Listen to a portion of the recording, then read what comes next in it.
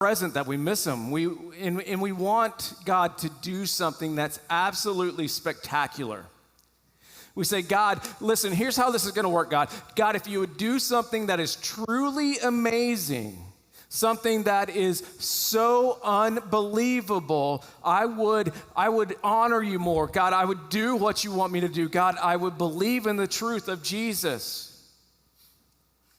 To which God says, well, like what? What is it that you would want me to do? Tell you what if I created a rock that was large enough for you to live on? What do you think about that? What if on this rock I started to fine-tune everything so that it can sustain life? Would that be enough? Is that something miraculous? Is that spectacular enough? What if I made this rock that's floating in the universe? What if I made it so different than any of the other rocks that are floating in the universe? How would that be? God said, listen, I've already done that. And to which we say, no. Do something that's truly amazing.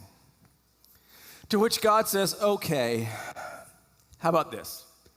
I will make a 576 megapixel camera. And I will mount 2 of them, and we'll call them eyes, and we'll put them things right in your face. How about I do something like that, and you can just use them to look around? And for what we want to connect to these amazing cameras, what if we connected it to a 3,000 gigahertz computer? To which God says, oh, I've already done that too. Go ahead, God says, and use that computer, use that brain, and think about it. How about this?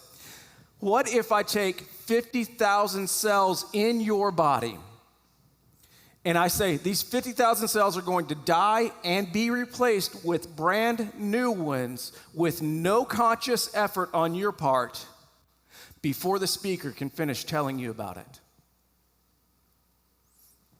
No, God, listen, that's all great, but we want you to do something truly amazing, like a miraculous healing. Let's do that. And God said, listen, thanks to that 3,000 gigahertz computer that I put in your head and the memory that has come with it, you are able to miraculously heal most things yourself. I've created a species of healers. Did you think about it in this way? If somebody from 2,000 years ago were to walk into and visit a hospital, they would consider the doctors that they saw gods. We have been following John through his account, his organized account of specific events that have served as evidence, that have served as signs. And he documented them. He documented them in what we call the book of John so that the future generations, those that were coming after, would know. He says, listen, these things are written that you may believe that Jesus is the Christ, the Son of God, and that by believing in him, you will have life. You have life in his name. So John took this account and he organized it around a series of signs. And today we're looking at the 5th sign, the healing of the blind man. See, Jesus, in the book of John, we watched him just go back and forth between Galilee and Judea. And in this moment, he's back near Jerusalem. So we're in John chapter 9, starting in verse 1. And he passed by, and he saw a man who was blind from birth. And his disciples, they asked him, they said, Rabbi, who is it that had sinned, this man or his parents, that he was born blind? It was assumed that suffering and sin were connected. They considered that there was this cause and effect relationship between, well, you sin, so you suffer. And while we know that there are sometimes that suffering is connected to our behavior, like, well, listen, you chose to do that, therefore you will suffer for it. Like when you order the wrong thing in the restaurant and you don't want to send it back. Sometimes, though, when we see that there's pain and there's suffering, it's usually obvious where it's connected. When it happens, it's usually obvious. And we find ourselves going, okay, well, there's an obvious connection. And it is found in this. Because I did that and that happened. But sometimes the connection isn't obvious. And sometimes that connection just doesn't make sense. Sometimes it feels like the pain or the suffering is so completely unrelated. And to this question that was asked of Jesus, he says, listen, it was not that this man or his parents sinned. It was not that this man sinned or his parents, but that Jesus taught in this moment that this pain, this suffering had a purpose. Sometimes we need to understand that sometimes pain does have a purpose. Sometimes. And this man's pain certainly did. Perhaps your pain and your suffering has a purpose as well. Jesus said that it was so that the works of God might be displayed in him. Because sometimes God chooses to display his power in the stage of our suffering. Sometimes God chooses to display his power through the pain that we experience, and I've seen that. And I know that you have too. And Jesus, as they ask this question, he turns to them and says, we must work the works of him who sent me while it is day, because night is coming when no one can work. To which we go, huh? To which they go, right? Jesus was always doing that. They would ask a question and he would answer with something that was not related. It didn't seem like it was connected. It didn't seem as though this was actually going to be the answer they were looking for. But here's what Jesus said. He said, listen, as long as I'm in the world, I am the light of the world. His point being, my identity, the understanding of who I am will never be more obvious than it is right now. The light of the world will never shine brighter than it is right now. Because when I leave, when I'm gone, it will be dark. And yours is the generation that will see. So John, write this down. Keep a good account. And having said these things, here's what Jesus does.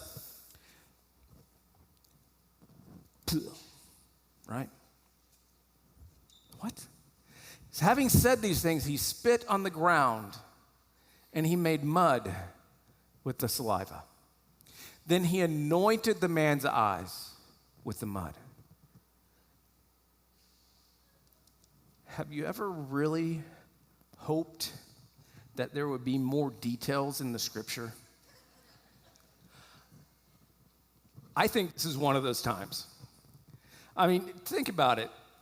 Okay, did Jesus say, hey, listen, I'm about to do something here. I'm about to do something. Don't be concerned. You're going to hear a little bit of clearing of a throat and a little bit of a spit, but it's going to be okay. Do you think he explained it to him first?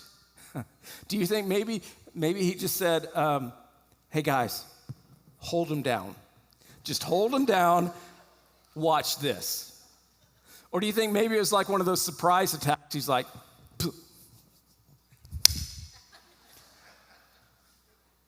And Jesus anointed his eyes with the mud, and then he said to him, go, wash in the pool of Siloam. And it's at that moment that this blind man literally walks by faith, not by sight. Good. See, I told you I was going to test you. Because this man, he chose to trust someone he could not see based on the rumors that he had heard. He had heard about this Jesus. He had heard that Jesus was doing miraculous things, so he chose to trust based on what he had heard. So he went back. He washed, and he came back seeing. And the neighbors and those who had seen him before as a beggar, they were saying, "Isn't that Johnny? Isn't the guy that we used to trip over? Wasn't he there this morning? Isn't this the guy that used to sit and beg?" And some said, "Yep, it is him." And others said, "Nah, it just looks like him." And he kept saying, "It's me. Hey, guys, it's me. I know that voice. It's me." So they said to him, "Then how were your eyes opened?" To which he answered, "The man called Jesus. He spit, he made some mud, he slapped it on my eyes, and he said to me, 'Go to Siloam and wash.' And so I went and I washed, and I've received my sight." And they said to him, "Where is he?" To which he says, "I don't know, Sherlock. I don't know which way he went. I couldn't see him." He said, "I do not know." So they did what they were supposed to do. Anyone that's been healed gets taken up to the temple so that they can be designated as able to worship. So they brought him to the Pharisees, the man that had formerly been blind, and now it was a Sabbath. It was a Sabbath when Jesus made the mud to open his eyes, to which the disciples were going, "When is he going to learn?" Because according to the traditions of the elders, mixing, that was work. And it was prohibited on the Sabbath. And on top of that, healing was work. And it was prohibited on the Sabbath. And so the Pharisees again asked him how he had received his sight. And he said to them, he took some spit, he made some mud, he put it on my eyes. Then he said, "Go wash, and now I can see you." And some of the Pharisees said, "Well, obviously, this man is not from God." Well, how in the world would they know that? For he does not keep the Sabbath. He did not keep their version of the Sabbath. He did not fit in that box that they had constructed for God. They decided if we can make things work and we can make it fit into a box, then we're going to be okay. And we're going to be able to tell people how they can be okay. But better yet, if we can construct a box and know what goes in it and what is on the outside of it, we can take that box and put it on top of people to hold them down.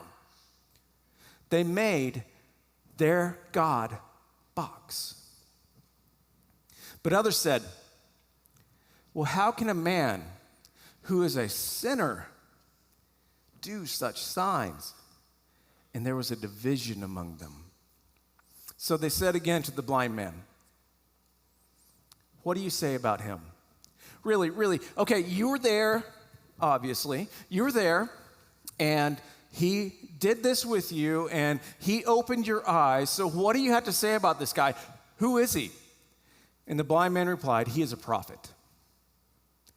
And the Jews, they decided, well, he can't be a prophet, so we're not even sure that this is the same guy. So they didn't believe he had been blind, and they didn't believe that he received a sight, so they called his parents. "Hey, listen, we're going to have you come down to come talk to Johnny here. He says that you're his parents, and that he used to be blind, but now he can see. So we're going to need you to come down and verify that here at the temple." And so the parents arrive and they ask them, hey, is this your son? And they're like, yes. Which you've ever been asked that question and you don't know why you're being asked that question? Is this your child? Yes. How then, they said, how then does he now see? How is it this happened? And his parents, they answered, they said, yes, we know this is our son. And he was born blind. But we don't know how he's seeing, nor do we know who opened his eyes because we weren't there. Nor do we know who opened his eyes. Ask him. He is of age. And he will speak for himself. And his parents, they said these things because they feared the Jews. The Jews had already agreed that if anyone should confess Jesus as the Christ, they said, you know what, we decided what to do with people that are starting to follow this guy that's kind of causing a ruckus all around the area. You know, he's running from Galilee to Judea, and he's doing these things, he's saying these things, and people are following him. And to be honest, it's kind of annoying.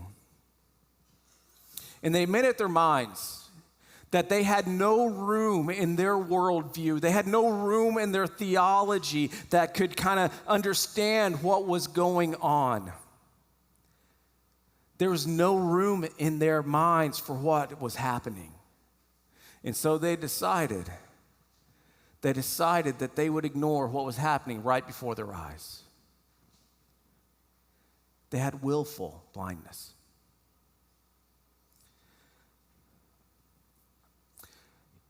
They decided that if somebody chose faith, chose to follow, chose to acknowledge that Jesus was the Christ, that they would be put out of the synagogue. They would kick them out of the community. You might call it excommunicated. You might call it something of just, disunifying, whatever you want to call it. It was basically, you don't belong here anymore. The religious leaders were blinded. They were absolutely blinded by their preconceived ideas, by their assumptions. They had willful blindness. They were willfully blind to the things that they did. They chose to not see the things that they saw. They only saw the things that they wanted. And I don't know if you've ever been there. If you've known the truth and you've seen something going on and you chose to not acknowledge it. Have you ever been there? They only wanted what would make sense in their own framework. They didn't want to investigate. They had no need to see. So for the second time, they said, hey, come back over here. They called the man who had been blind, and they said to him, give glory to God. In other words, don't lie. We know that this man is a sinner. To which he replied, whether he is a sinner, I do not know. Listen, I don't know everything. I don't understand everything that has happened to me. He says, listen, I don't have to understand either, because here's one thing I know. I don't have to understand it to believe it. I don't have to understand it to receive it. The good news is, for us, we don't have to understand everything to believe something. So maybe the things that you've been tripping over is that I have to understand everything before I believe anything. Has a stumbling block to your faith, a stumbling block to your finally giving over control of your life to our Heavenly Father? Has it been because as soon as I know enough to feel satisfied, I will commit? Listen, I get it. I understand that works in areas where you have an equation that stacks up and this plus this equals that, and it happens every single time. I get it, but we don't hold that kind of a standard for everything in life. Let me ask you a question. Do you believe in love? Oh, that's sad. Do you believe in love? Can you explain it? Ooh, yeah. Honest husbands. Yes. Do you believe in consciousness, that we can think, that we can be aware? Do you believe that your brain runs your body without you having to manage it? Can you explain it? Aren't you glad that you don't have to remember to breathe? Right? Okay, in, out. Oh wait, heart needs to beat too. Okay, breathe, beat, out, breathe. Okay. Aren't you glad? Because I wouldn't make it. I couldn't do anything else. I'd just be sitting there, don't talk to me, don't talk to me, right? That would just happen. But here's what he says, listen, I don't have to understand everything to believe it, but one thing that I do know is this: I was blind, but now I can see. And that is the story for millions of Christians. I can't explain it. I don't understand it. I don't understand why I was pulled into a life of addiction. I don't understand why I was pulled into all of these bad relationships. I don't understand why I just can't seem to make things right in my own life, or I can't just make it in life in general, and I have the stress, anxiety, I have all of these things going on, and I can't do it.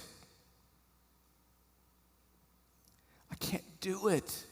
And finally, we realized that we were at the end of ourselves. Finally made it to the end of ourselves, and we cry out for help. And then something changes. And you've never been the same since. And they said to him, "What did he do to you? And how did he open your eyes?" Take notes. Because they were looking for reasons not to believe. They were looking for reasons to push this away and not have to deal with the fact that this meant something. That if this were true, it changes everything about what they knew. And it made their box not fit. It made God not fit inside it. And he answered them, "Listen, I have told you already. I told my neighbors. I told my family. I've told you now twice. Why do you want to hear it again? Why do you want to hear it again?"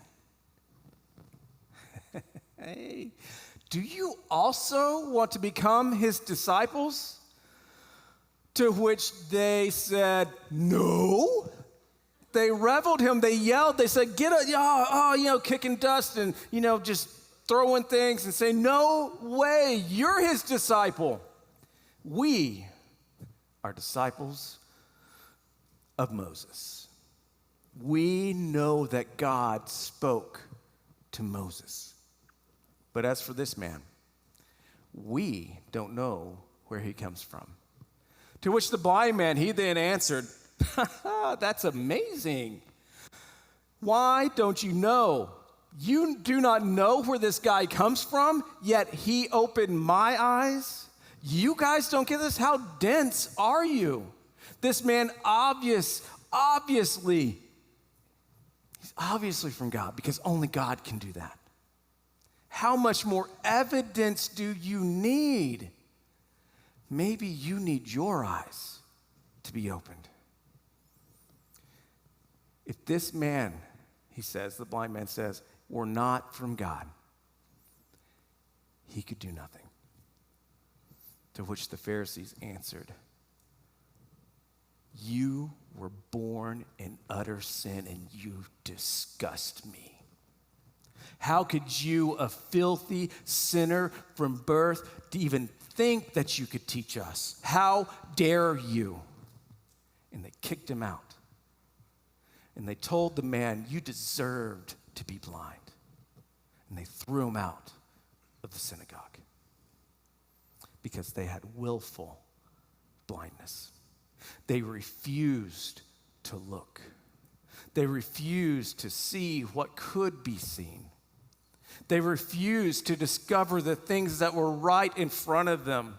They refused to look at evidence. They refused to see what could plainly be seen. Refusing is not flattering to anyone. And as Christians, we're not immune to this.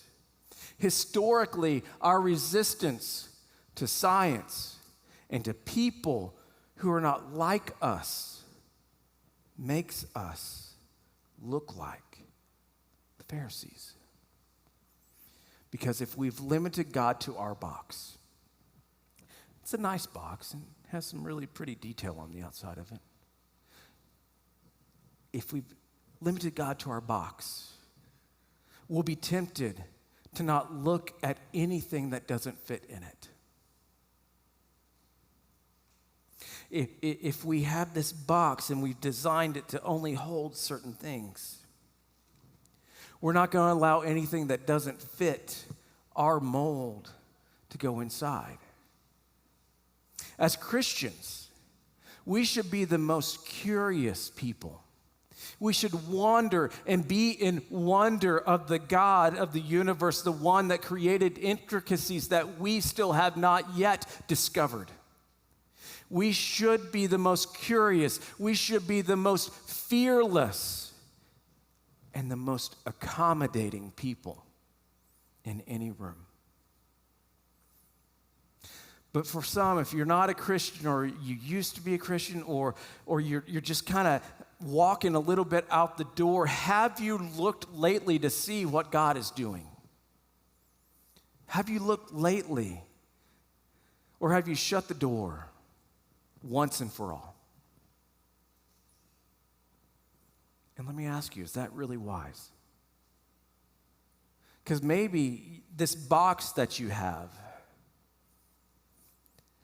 are you discounting anything that doesn't fit in it? Are you set that everything that you should know about God, you already know? That every experience that God wants you to have, you've already had? Are you tossing out things that don't fit? For some, that's why they walked away from faith.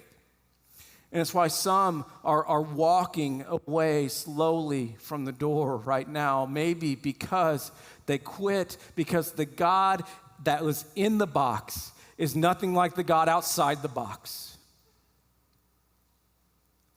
And sometimes we try to defend the God of our box. But what we need to learn is that God is maybe bigger.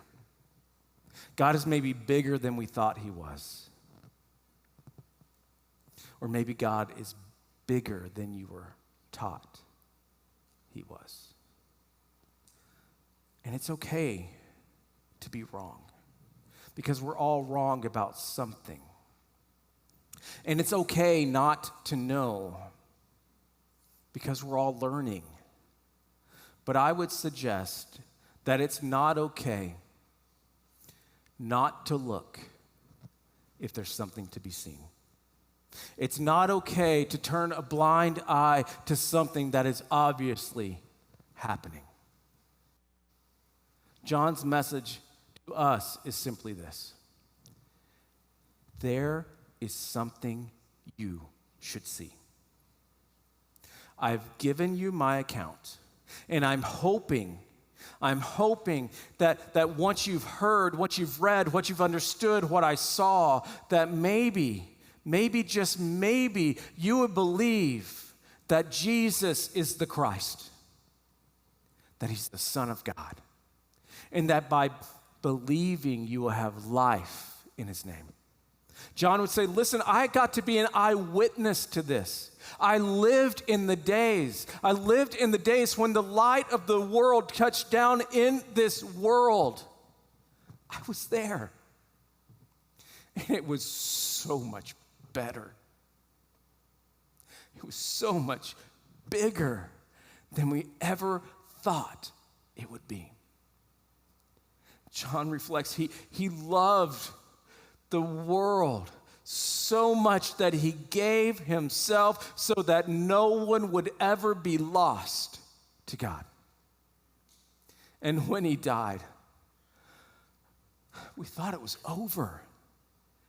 We decided maybe we just need to go back to what we were doing before he came because maybe it was just too good to be true.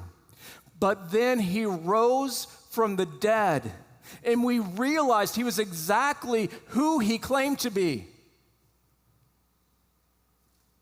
It was so much bigger. It was so much better